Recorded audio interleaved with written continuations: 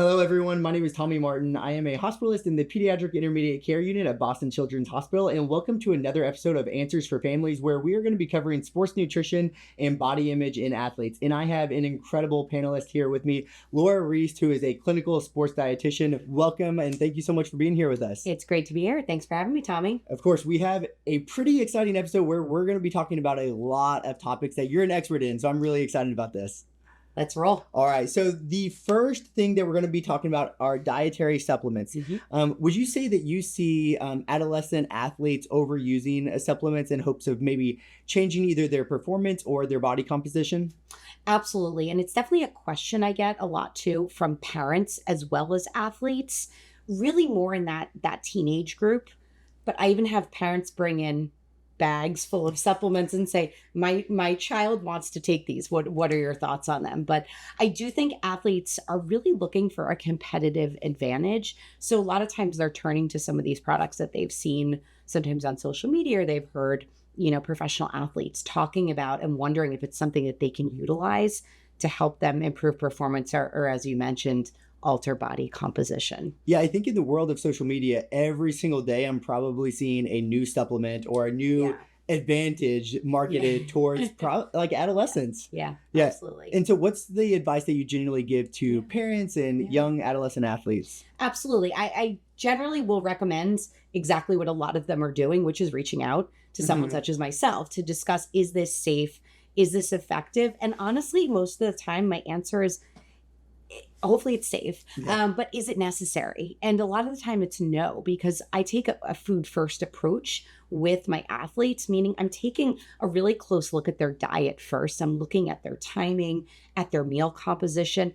And a lot of times they haven't had the education yet to understand, well, how do I put my meals together? How do I time things so that I am optimizing my workout? I'm building muscle, right? There's a very kind of specific way of like spreading out your nutrition throughout the day to maximize a body's ability to absorb proteins, right? And I see a lot of teenagers, adolescents skipping breakfast or doing things like that, which is already starting you in a bit of a hole in the day. So we can really do a lot with the actual diet and the composition of meals before having to jump into something such as dietary supplement. Yeah, I love that. So like a food first approach before supplementing, hopefully already healthy lifestyle. And something else I see often on social media that a lot of adolescents are exposed to are a lot of restrictive diets. So when we're talking about food first, is there a specific diet or a specific meal plan that athletes should be following? Yeah. So I follow an all foods fit approach. I don't believe in good foods or bad foods. And I think that I start with that, honestly, when I'm meeting with an athlete, because a lot of times they want you to put foods in categories. Eat this, don't eat that, right? We've all seen the good articles versus out bad. there. Good versus bad, make this swap. But honestly, these adolescents too, they're growing and they're athletes. So they have elevated energy needs to really accomplish both of those things. So, I think that the biggest thing is for them to get enough food. I always think of my approach to nutrition as a pyramid, and the base of it, not that pyramid. Everyone thinks I'm going to go to the pyramid. No, we don't use that anymore. That's outdated. But thinking about, I always say you can't build a house on toothpicks. So I'm not going to get into the weeds and the nitty gritty of, a lot of the questions that do come in, the supplements and diets and things like that, without saying, are you eating enough food, right? Because again, if you try to get into all those nitty gritty details, but the body's not getting enough food, performance, growth, strength goes down. It all goes down. So I often also ask my athletes, well, what's your goal in doing these things? And a lot of times it's performance. I want to perform well. I want to be stronger. I want to be faster. And I always say, if you're going to drive the car, you got to put gas in it. Yeah. So that's what I would say is kind of my initial approach, but I'm definitely a non-diet, all foods fit approach with nutrition. Yeah, I love that. And the fact that like you said, the foundation is calories and that they are getting enough fuel to perform well. Exactly. Yeah, I think that's so important. I struggled with my body image a lot as a young adolescent, and I always tried to make my body fit into what society believed that it should be. And in doing that, my performance would suffer. And so I think it really made a big difference when I kind of did what you said and focused on what my body can do and how it can perform best and what do I need to give it to perform best rather than what can it look like. Exactly. What can we put in versus what can we take out? That's another. I love that. I got a lot of one-liners. I'm going to do someday, I think. Yeah, that's a way to think about it. Yeah, I think at the end of the episode we'll have Laura Reece one-liners. Yeah, exactly. I can rattle a bunch of them off. I'll probably give you a bunch of them too. Okay, fantastic. So moving on from that, knowing that supplements are out there and a lot of them are very, very popular. So what's your take on, say, creatine, meal replacements, and maybe even pre-workout? If we just maybe top three, what are your thoughts about those? And you've hit probably the three biggest ones that I get asked about. So let's start with creatine. Okay. I feel like this is one, probably the biggest questions come from my adolescent males on this one. I do get females asking about it. Sometimes in more power sports, rowers. That's probably where I've gotten the bulk of my creatine questions from female athletes. Okay. But parents always wonder, is this risky? Is this going to damage my child's kidneys? Is, I feel like that becomes the number one question. Right. And I've even had physicians refer their patients to me to go through with them because they're like, I'm not sure what the exact answer is here. So with creatine, what we've typically seen is that there is some research in adolescents. Okay. There is a lot more, a tremendous breadth of research in over 18. Right? Yeah. So most of the research that has been done in under 18-year-olds has been done in soccer players as well as swimmers and overseas. But what we have been seeing is that there has been no negative side effects that are shown. So it's proven to be, safe when taking a safe supplement. Right. Yeah. Right. That's another, I'll hold that part of the question. But as long as the ingredients are, what they say they are, and there's nothing hidden in there. Yeah. Creatine can actually improve performance. And you're really looking more in power and strength athletes as opposed to I'm a cross country runner and I'm looking to gain an edge, right? It's going to be more effective for someone for power, for strength, having like a burst movement in the sport. So yes, safe, but again, I'm going to first look at that diet because I get these a lot of male athletes. I'm sorry, I'm picking on the answer, but not eating breakfast or maybe not eating lunch, trying to build muscle, trying to perform. And I said, first, let's optimize that, and then there might be a space in place for a creatine. So there's nothing out there saying it's unsafe. And one other point I want to mention on that, I have a lot to say about creatine. Yeah, is that a lot of growth and development with especially males and females. Yeah, it's also depends where they are in sort of their Tanner staging in their development. So if someone's testosterone levels have not yet kind of come up to speed and they're looking to build all this muscle, a supplement's not going to do that. Yeah. So I do have a conversation as well with a lot of teenagers about the fact that your body needs to keep developing. Those hormone levels need to keep increasing, and muscle building will also get easier. So I don't want them to believe some of the claims they see on the packages of use this supplement and look like this. Yeah, right? Like on the front of the package, it's always like the biggest person to ever live. It's probably AI generated, right? But couldn't fit through the door. Right? So and creatine did that. Totally. They took it for a week, and that's what they look like. So so I like to do a reality check with it as well. But safety. So for parents wondering about that, is it actually safe? Yes, we don't have any evidence saying that it is unsafe for someone to supplement with. Okay, something you touched on that I think we could just mention here is that you said if it is what they're getting, right? Because you could buy creatine from 10,000 places online. Absolutely. And so how do you know you're actually getting creatine? How do you know that the supplement you're getting safe? Is there checks and balances that companies can go through to make sure? Yeah. So the interesting thing is the FDA, unlike a medication, right, which we know goes through how many years of testing typically right before it gets on the shelf or is given to a consumer, supplements aren't tested in that way. So it's regulated more like a food. So the FDA, I won't say they're not regulated because the FDA definitely, if there are reported issues with the supplement, then they will go and test the product. But it's all supplements, even vitamins, are under good manufacturing practices. So it's basically like there are some apps that you can use that you can look at online even some things like the World Anti-Doping Association, the NCAA has a link.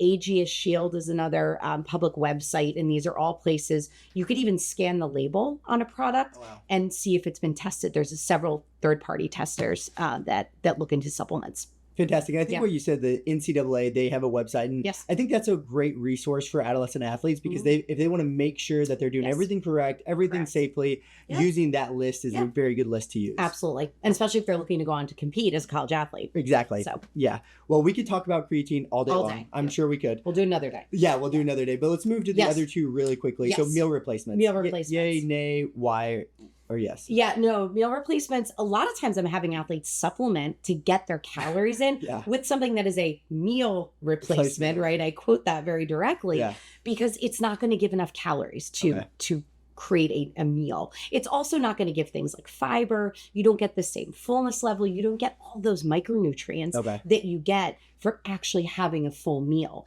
So sometimes might you need to supplement a meal with something such as like a supplement. Potentially, yes. Some of these athletes have very high calorie needs, but do not replace a meal with something in a bottle. Okay. Yeah. I think that's so important because these athletes, they burn so many calories. So many. Right. But then they see online that you need to restrict this and restrict that. But in reality, they probably need more. That is a key thing. Yeah. I do that. And then the last supplement that we were just going to touch on briefly would be pre-workout. Sure. Thoughts about that? So the thing with the pre-workout, I'm a much bigger fan of food. Yeah. And one of the biggest reasons is a lot of times the pre-workouts have really high amounts of caffeine. And athletes a lot of times don't actually realize that.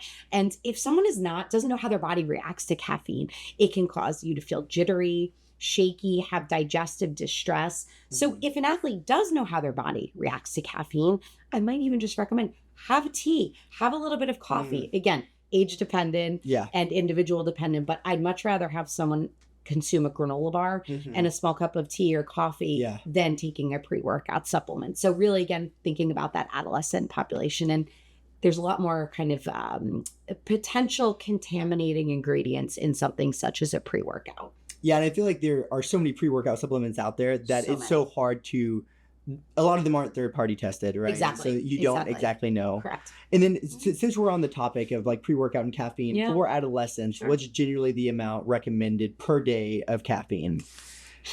That's a tricky, I tell people stay away from caffeine as long as you can.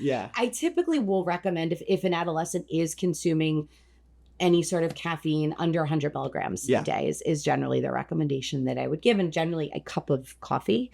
I don't even know what a cup looks like anymore. Right. That's kind of a confusing question. But I think an 8-ounce cup is about 80 milligrams. Exactly, which is kind of hard to find these days. But that's and I believe the AAP caps it at like 200 milligrams. It is a little higher. Yeah, and so keeping it below that, if you're consuming pre-workouts or energy drinks, a lot of those are already above that limit. And that means if they had any soda, diet soda, or any soda, or anything else with caffeine, they'd be way above that limit. And so absolutely, I think your advice with a cup of coffee, if, age appropriate, nearing that 100 milligram mark is probably great advice. Absolutely. Yeah, fantastic. Then are there concerns with all these supplements being out there? Are there concerns about like changing hormones or stunting growth? I know that there's a lot of different myths. So let's just take like creatine, for example. Does it change your hormones? Does it stunt your growth or anything? No, I've never seen anything saying that there's growth stunting with it. I will say, though, I'll kind of take an aside on that. If someone is using creatine in the place of meals, or let's say someone is under fueling with other nutrients because they are using a supplement and expecting it to, fill these miraculous claims that it makes. If someone is then under fueling with calories, then we could see something such as a stunting of growth. But a direct effect of a supplement such as creatine on growth, hormone altercations, I've not seen anything in the research that supports that. Okay, fantastic. And then there's a couple other ones that we see marketed quite often for like to get all the vitamins that you ever need. So like green powders and things of that nature. Yeah. Should we be supplementing with these daily to make sure we're getting the vitamins that we need? Nope. Here comes that food first approach again. So I would much rather see athletes eating those whole foods. And those powders are quite expensive too. So a lot of times you have teenagers or younger going to their parents and asking for them. And it's honestly, it's a waste of money, right? eat the food. And also an apple, broccoli, a lot cheaper than a powder. Yeah, leafy greens. There's a lot of creative ways. A dietitian, again, a plug for our career. Yeah. But we can help if you have a kid that doesn't like vegetables, doesn't like fruits. I see them, believe me. We have a lot of tricks, tips that we can provide. So if you're a parent saying, but my child doesn't eat vegetables, isn't this better? I would suggest meeting with a professional. We can help navigate that because the whole food is always better. Okay, great. And then if parents did have concerns about like the nutritional status or maybe vitamins being low in their children, would you say like they should talk to their pediatrician or talk to a dietitian before starting, any of these? Always. Yeah. That is always my tagline. And I say, please, let's go get some labs. Let's go to your pediatrician. Let's have them order a panel if there's concerns. And then, I'm happy to meet with someone as well. And I work very closely with pediatricians all the time to help support athletes in a safe way.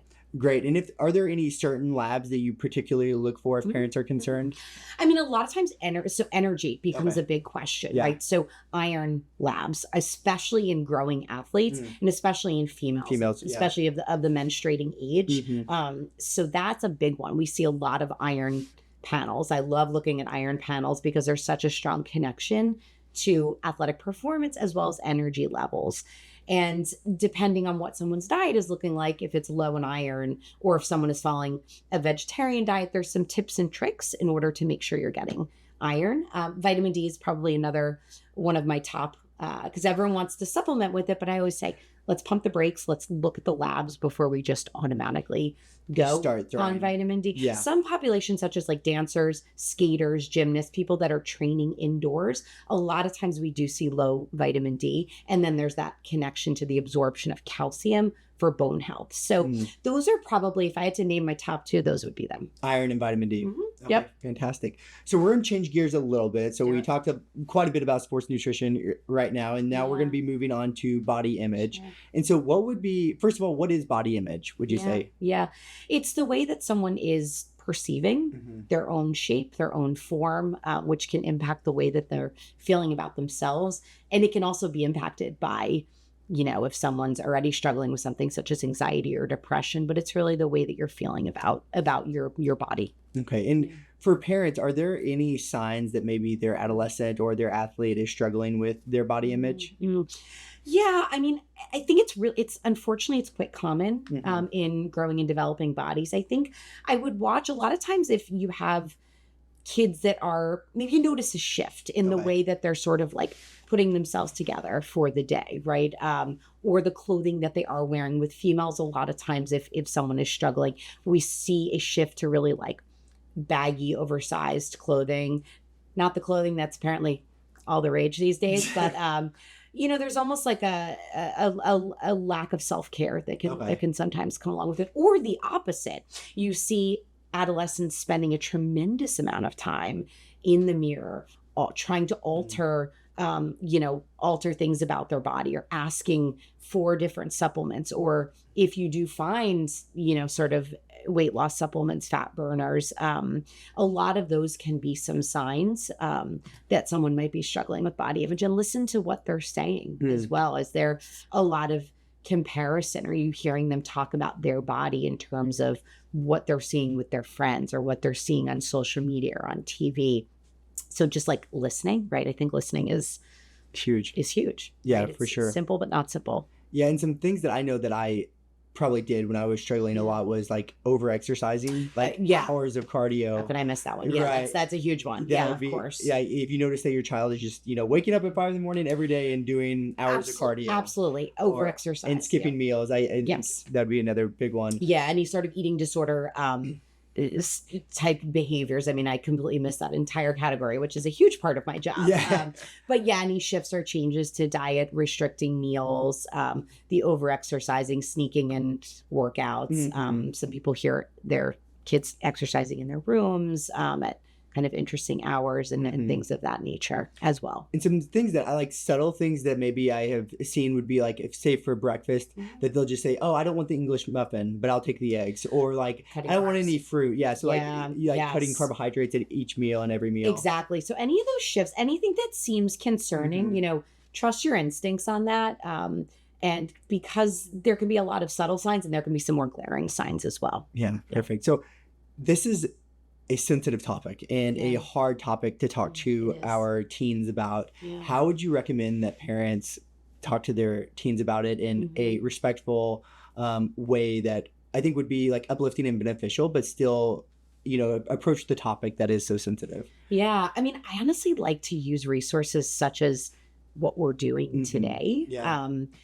If you're trying to kind of open the door, it's about having conversation, right? With your kids. It's about sitting down. I mean, even things like using, like, you know, I'm someone such as Alana Mayer, right? Who's been on social media and asking what their opinions are, their thoughts are on it. I think sometimes approaching the conversation, like, what's my sort of door to get in here, to open up a conversation. Or if you hear a comment, hey, I heard you, you know, coming on your body while we were watching that show last night, right? Like I was kind of curious about that. It got me thinking, you know, that this could be a good topic for us to talk about. So I like to use kind of like an inroad, or, hey, I was just listening to this podcast, or, so I think that can be a way to open up a conversation. I think it's about having those open lines of communication with your child to the best of your abilities. We know that teenagers especially can be tricky, but if you're really feeling stuck, you know, there are professionals in body image. Dietitians certainly talk about it, but also therapists, psychologists. So there can be ways, if you're really feeling like this is out of my control, speak with your pediatrician. A lot of times they can connect you. You know, here at Boston Children's, we have wonderful mental health clinicians as well. So if you feel like I don't know what to do with this, or I don't know what direction to go, there's assistance there for you. Yeah. And I love that you brought up Alana Mayer, because I think throughout the Olympics, she just inspired millions of not only just girls, but millions of people. Not just girls. Absolutely. Right. Yeah. Just showing that all bodies are beautiful and strong and capable. Absolutely. And that she was just so bold in making content on it. And I know that she inspired me a ton, and I think she inspired millions around the world with that. We need more of that, honestly. We definitely do. And there's a trend for it. I do think there are more. A lot of times it comes from the top down, right? So when the professional athletes, when the people that are on the world stage are saying that you don't need to look this way or that way, that's going to resonate. So that could be another inroad for a parent. Right. And in a world like where every picture is edited, every video is edited, that she was just so bold, and this is my body, this is strong, this is beautiful. I thought it was awesome. It's awesome. It's so great. Yeah. Something else that I think that parents could do is talk openly about their own bodies in a positive way. Absolutely. Like to try to avoid all negative talk in the household about not only our bodies, but everyone's bodies. Everyone's bodies. Yep. Yeah. And I recommend that with food as well. Like the way you're talking about food, even your own fitness routines and things like that. Because I hear a lot of kids that come in and say, well, we're not allowed to have this food in the house. Or my mom is always commenting on her body. Or my dad's always overly focused on, you know, his body. Yeah. So they pick up on that from a young age. So really promoting that idea of just fueling your body, strong bodies. And you know what, if you yourself are struggling, you know, that's something you should deal with, like kind of away from the children. So I really think the way you're speaking about bodies, their bodies, your body, other people's bodies, they're always listening. They're always listening. Yeah, that's so important. And again, not attributing moral value to food. Correct. Oh, exactly. No good foods, bad foods. Yeah. Even playing fields, right? I know I'm always promoting that with my kids. And strong eating. I love the word strong in eating. All things, right? Yeah. I feel like I overuse that word. But, strong eating, strong bodies, and all foods are going to give us, you know, there's energy and there's value. But I think that's a key way to be thinking about how we're speaking. And so talking about our nutrition and our body image, what would you say is like, what does health look like in the world of the sports nutrition, the mindset, our body image? What does health look like, would you say? Big question. Yeah. That's a big question. And I think the first thing that pops in my mind when you say that is it looks different. Yeah. It is different person to person. There was this amazing, like, Sports Illustrated did this really cool photo shoot with all these athletes' bodies and all these different sports. And it just showed that strong, powerful athlete did not look one way. Yeah. You had body types, especially with all different sports, that might not be what people think of as strong athlete, right? But different body types, different shapes, different sizes, different heights. everything different being the key word. So I think that being the strongest you can be in your body, which is something that I'm talking about a lot with my athletes. I hear, the lighter is faster myth, especially with runners, that comes up a tremendous amount, right? And I always say my new tagline is becoming actually fueled is faster. So if you are trying to make yourself fit into this mold to make yourself perform better, a lot of times that's leading to this underfueling, these dangerous practices that are going to negatively impact you as an athlete. So you want to work on being as strong as you can in your individual body, because genetics gives us all something different, right? So, same height, you could have a million different weights, right? And everybody can be equally healthy and strong, but we're all built differently. Right. I just love that so much. One of my favorite athletes is Christian Blumenfeld. He's one of the biggest triathletes in the world right now. And he has a very different body shape and style than every other triathlete. So great. And his weight is much higher, but he's the best in the world. Yep. Absolutely. And again, more athletes talking about that. There's been a lot of athletes that have shared their stories. I mean, Mary Kane is another one, and she's done some work here with us at Boston Children's, who really came out and spoke about my body type, being forced to be in a smaller body injured me. Exactly. And I was broken because of it. And so I think, again, that message, I can't say it enough. Those are such great messages to get out there for the youth to hear. Fantastic. So we're going to shift gears again to just answer some of the questions that were submitted by the incredible families out there that watch us every week. And so I'm going to ask some of these questions to you, and then we'll close up after this. And so how much protein should be in a daily diet, would you say? So I try not to get into the nitty gritty of numbers because it's different person to person. So I'll give my kind of here we go, Laura's hot takes. So what you want to think about, I do use these like athlete plate models. You can look up athletes plates because I like visual, and it's different than the My Plate, but it shows basically a 3-plate model for different amounts of training, different phases, different intensities. But the interesting thing is the protein's actually pretty similar on all the plates. It's the carbs that change your life. The carbs that change the most. But what we're really looking at is, what a general rule of thumb is sort of like the palm. A palm, obviously we all have different size palms. And if you're thinking about a 4-year-old or a 5-year-old, right? But that's a good rule of thumb as a starting point for a serving size of protein. But I usually recommend trying to get, again, age dependent, somewhere around a ballpark of like 20 grams of protein at a meal. And something like a 3-ounce piece of meat is going to be around 25 grams of protein. If you have a child or a kid that doesn't like meat, right? We have vegetarians.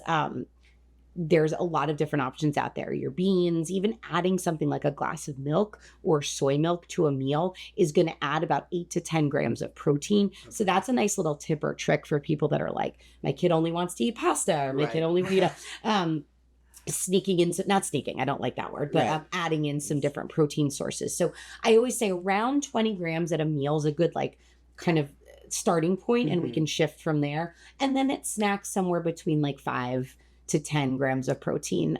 So meals, snacks, 3 meals, and number of snacks can be varied based on activity level. But that's a good starting point. Okay, fantastic. And then what about after a hard workout session or football practice or a weightlifting session? Yeah, so great question. So the evidence-based range is about 10 to 20 grams of protein, which a lot of people think it's a lot higher. Right. So you will want to follow that up with a meal. But in that recovery window, that's sort of 30 to 40 minutes after a workout when your muscles are going to best absorb all that nutrition.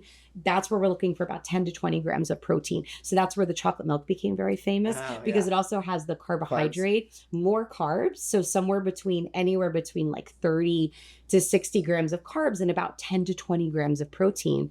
Enter chocolate milk. That's a perfect ratio, carb to protein. All right. So speaking about carbs, I know it's very popular for, say, before a football game to have a big carb dinner or a big pasta dinner.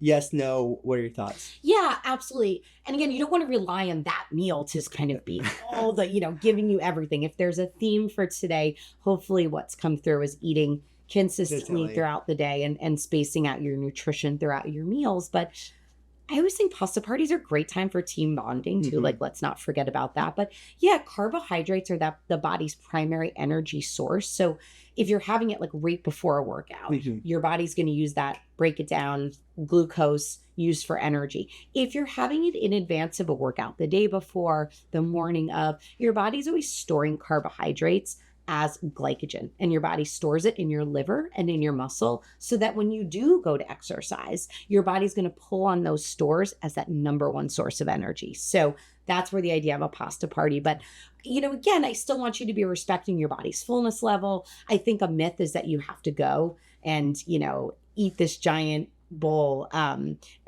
anecdotal story, a personal one, when I was doing a triathlon, there was a restaurant that we went to the night before, and they talked about the carb load dinner. And it was this like gigantic bowl of pasta. And I was like, that is going to cause a very big stomach ache eating that much food. So no need to kind of like overcompensate or hypercompensate for it. Yeah. But it's a great idea, and it's fun for bonding. Great. And I actually have a question that I'm just interested about. It was not submitted. Go for it. Yeah. But I see a lot of times maybe on the football sidelines or soccer sidelines that they have a bottle of mustard or pickle juice for cramping. What are your thoughts about that? Yeah, that's become, I feel like that came out of all the like the adventure races and kind of the CrossFit world. Sort of, I think pickle juice, there is some evidence on pickle juice being for replenishment of electrolytes. So the mustard, I haven't seen the most up-to-date research, and actually if there is evidence, and I want to be always evidence-based. Right, but, for sure. So, I know people are using it. Yeah. It's not something I'm recommending. I can say that, but people are saying that it's helping prevent cramping, but I'm a lot more traditional, I will say, and I'm going to recommend something more as like a Gatorade, or there's many electrolyte powders or sport beverages that are out there that are going to have that perfect combination of electrolyte, carbohydrate to help fuel the body. But and I think the whole pathophys of a cramp is still not completely well understood. That's a great thing to say, yes, because I think that's where the mustard comes in. Is that the pathophysiology, it's gonna prevent cramping. Right. Okay. Thank you for validating. I'm like, I don't know that we have great knowledge on that. Maybe in the future. I'd rather say have a sandwich with some mustard and some pickles. There you go. That sounds good to me. So. Well, Laura, it's been incredible having you. I cannot thank you for answering all these questions. I'm sure that our listeners are going to benefit from this greatly. But could you tell us maybe some of the resources that Boston Children's has to offer in terms of your guys' field? Yeah, 100%. So the sport, I'm in the division of sports medicine, and we do have through the children's website, you can access the sports nutrition site, and there are links to nutritional resources. There's also some links specifically through the female athlete program for female athlete resources. We have a performing artist program as well. So there are some fact sheets that are going to be specific to that. And there is a library on the Boston Children's Hospital. There's a huge library of resources and handouts that can be accessed as well, where you can find some family friendly handouts in multiple languages as well that are additional resources. And, I also like to point people to the Academy of Nutrition and Dietetics, which is a sort of our licensing body. You can find resources through there. And the ASPDA, which is the another sports governing body for sports dietitians. They also have resources on the website that are going to be very evidence-based and reputable and easily digestible too, no pun intended. But those are some other good resources for families and parents. Fantastic. Well, Laura, thank you again. And I think all of us will be waiting for your book of the Laura one-liners. It should be coming out soon. It's coming out soon. So stay tuned. It's fantastic. Thank you. To all the families who tuned in, thank you so much for watching Answers for Families every month. And if you missed any of the episodes, you can go to our YouTube channel where they are all listed there in the playlist of Answers for Families. And also, if you just want to stay connected, make sure to connect with all of our social media accounts. And then lastly, make sure to sign up for our newsletter, which goes out each month as well. As always, thank you so much, and we'll see you next month.